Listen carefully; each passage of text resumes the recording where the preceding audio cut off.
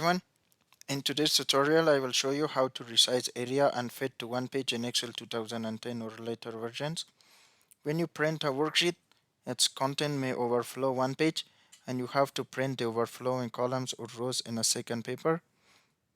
It's not economical to print only one column or one row on one paper. And you can modify the printing setting to fit the active worksheet to one page in Excel 2010, 2013 and 2016 or later versions. And to do it, please follow the following steps.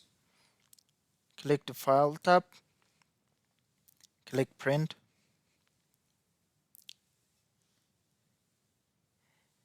In the Settings section,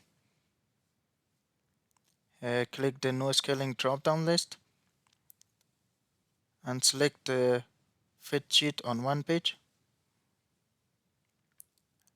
And then, as you can see, the print area is resized and fit on one page. And this method is invalid in Excel 2007. Thanks for watching and please subscribe for more videos.